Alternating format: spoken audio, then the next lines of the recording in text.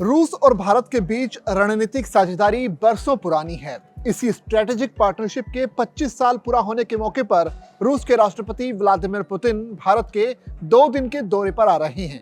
4 दिसंबर को पुतिन भारत पहुंचेंगे और 2 दिन के इस दौरे पर भारत और रूस के बीच कई अहम समझौते हो सकते हैं। पुतिन की इस भारत यात्रा पर अमेरिका, पाकिस्तान समेत दुनिया भर की नजरें टिकी हैं। वैसे भी व्लादिमीर पुतिन का ये दौरा ऐसे समय में हो रहा है जब अमेरिका ने रूस के साथ व्यापार को लेकर सख्तियां बढ़ा दी हैं। वैसे पुतिन की आगामी भारत यात्रा को लेकर भारतीय विदेश मंत्रालय यानी MEA के सीनियर अधिकारियों ने इस दौरे की विस्तृत जानकारी साझा की है। अधिकारियों के मुताबिक ये दौरा भारत और रूस के बीच रणनीतिक रिश्तों की नई परिभाषा भी गढ़ सकता है। वैसे भारत और रूस पिछले 25 सालों से रणनीतिक साझेदारी निभा रहे हैं और ये विजिट दोनों देशों के आर्थिक, राजनीतिक और सुरक्षा संबंधों को और भी मजबूत करने वाला माना जा रहा है। आइए अब जानते हैं कि रूसी राष्ट्रपति की भारत यात्रा के दौरान दोनों देशों के बीच क्या-क्या समझौते हो सकते हैं। सबसे पहला समझौता मोबिलिटी एग्रीमेंट फाइनल। MEA के अफसरों ने यह बताया कि स्किल्ड और सेमी स्किल्ड भारतीय वर्कर्स के लिए बन रहा मोबिलिटी डॉक्यूमेंट पूरी तरह से फाइनल हो चुका है। रूस अपने यहाँ कामगारों की संख्या बढ़ाना चाहता है और इस समझौते से भारतीयों के लिए रूस में काम करने के अवसर काफी बढ़ जाएंगे। इसके साथ ही अधिकारियों ने यह भी चेतावनी दी है कि विदेश जाकर काम करने वाले भारतीयों को किसी भी डॉक्यूमेंट पर साइन करने से पहले पूरी सावधानी बरतनी चाहिए और बिना पढ़े उसे साइन नहीं करना चाहिए। FTA पर भी चल रही है बातचीत। अमेरिका द्वारा भारत पर लगाए गए टैरिफ के बाद भारत ने दुनिया में ऑल्टरनेटिव मार्केट को ढूंढना शुरू किया। इसी के तहत पहले ब्रिटेन, फिर मिडिल ईस्ट समेत कई देशों के साथ ट्रेड एग्रीमेंट भी किए गए। अब रूस के साथ भी भारत FTA पर साइन करने जा रहा है। भारत और यूरो एशियन इकोनॉमिक यूनियन के बीच फ्री ट्रेड एग्रीमेंट यानी FTA पर बातचीत चल रही है और पहला दौर पूरा हो चुका है। भारत को उम्मीद है कि FTA के बाद भारतीय उत्पादों को रूस और आसपास के देशों में बड़ी मार्केट का एक्सेस भी मिलेगा। ट्रेड डेफिसिट पर चिंता। MEA ने साफ कहा है कि भारत और रूस के बीच ट्रेड डेफिसिट एक प्रमुख मुद्दा है। रूस से क्रूड ऑयल, फर्टिलाइजर और डिफेंस उपकरणों का आयात बढ़ा है, जिससे डेफिसिट काफी ज्यादा बड़ा हो गया है। इस यात्रा में डेफिसिट कम करने और नए ट्रेड चैनल बनाने पर भी चर्चा हो सकती है। इसके अलावा फिक्की और रूस की तरफ से मिलकर इंडिया रशिया बिजनेस फोरम भी आयोजित किया जाएगा, जिसमें दोनों देशों की कंपनियां निवेश और व्यापार पर चर्चा करेंगी। ऑफिशियल्स के मुताबिक ये फोरम इस विजिट का सबसे बड़ा हाईलाइट हो सकता है। फर्टिलाइजर इंपोर्ट भारत की प्राथमिकता।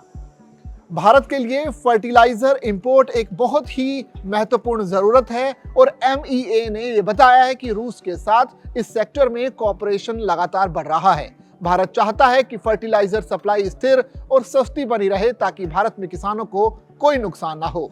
रूस में भारत का डिप्लोमेटिक विस्तार। भारत और रूस में 25 साल की रणनीतिक साझेदारी के बाद भारत अब अपने राजनयिक विस्तार को बढ़ा रहा है।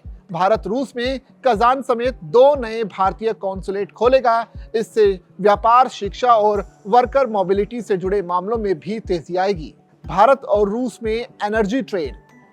MEA ने स्पष्ट किया है कि भारत और रूस के बीच तेल और ऊर्जा व्यापार पूरी तरह से कमर्शियल टर्म्स पर आधारित है। यदि किसी देश के सैंक्शंस वातावरण को प्रभावित करते हैं तो कंपनियां खुद अपने रिस्क का आकलन करके फैसला करेंगी। साथ ही MEA ने यह भी कहा कि रूस से तेल खरीदना या कम करना पूरी तरह से कंपनियों का फैसला है। डिफेंस पर होगी बड़ी डील। भारत और रूस की सेनाएं साझा युद्धाभ्यास इंदिरा करती हैं। खास बात यह है कि रूस दुनिया का पहला और एकमात्र ऐसा देश है जिसके साथ भारत की सेना के तीनों अंग, रूसी सेना के तीनों अंग यानी थल सेना, वायुसेना और नौसेना के साथ साझा मिलिट्री एक्सरसाइज करती है। इसका नाम भी इंदिरा है। इसके अलावा S-400 एयर डिफेंस सिस्टम के $5 अरब का सौदा पहले ही भारत कर चुका है। इसकी 3 रेजिमेंट मिल भी चुकी है। अन्य 2 अगले साल तक मिलने की संभावना है, लेकिन अब अतिरिक्त S-400 खरीदने की बात भी चल रही है। ये सिस्टम इसी साल पाकिस्तान के ड्रोन और मिसाइल हमलों को रोकने में अपना कमाल भी दिखा चुके हैं।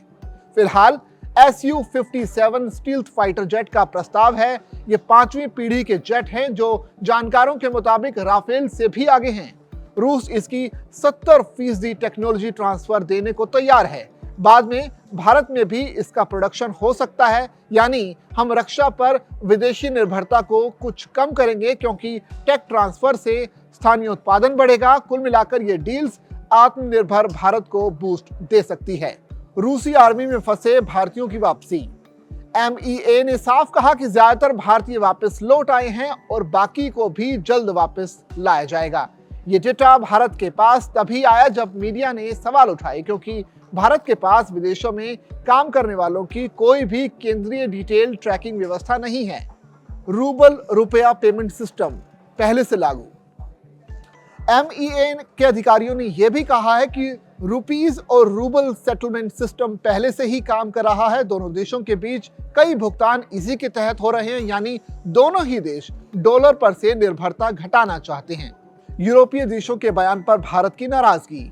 रूस यूक्रेन युद्ध की वजह से यूरोप के कई देश रूस का विरोध करते रहे हैं। इसी कड़ी में कुछ यूरोपीय दूतों ने पुतिन की भारत यात्रा पर कई लेख लिखे हैं, जिस पर MEA ने इसे अनडिप्लोमेटिक बताया और इस पर आपत्ति जताई है। साथ ही भारत ने इसे अपने संज्ञान में भी लिया है। रशिया टुडे यानी RT भारत में लॉन्च हो सकता है। MEA ने संकेत दिया है कि रूस का प्रसिद्ध मीडिया नेटवर्क RT भारत में लॉन्च हो सकता है। हालांकि इसकी अभी तक आधिकारिक पुष्टि यात्रा के दौरान ही होने की संभावना है। ICC वारंट का भारत पर कोई असर नहीं। MEA ने यह भी कहा है कि भारत इंटरनेशनल क्रिमिनल कोर्ट यानी ICC का सदस्य नहीं है और इसलिए ICC द्वारा पुतिन के खिलाफ जारी वारंट का भारत पर कोई प्रभाव नहीं पड़ता। इसलिए भी पुतिन ने भारत की यात्रा पर आना स्वीकार किया है। तो इस तरह से पुतिन की जो यात्रा है 4 और 5 दिसंबर को भारत में होने जा रही है और इस यात्रा पर पूरी दुनिया की निगाहें टिकी है, क्योंकि इस दौरान भारत और रूस जैसी दो बड़ी शक्तियां कई बड़ी डील्स साइन कर सकती हैं। इस पूरी मामले पर आपकी क्या राय है, आप कमेंट करके हमें जरूर बताइए और ऐसी खबरों के लिए बने रहिए जागरण बिजनेस के साथ।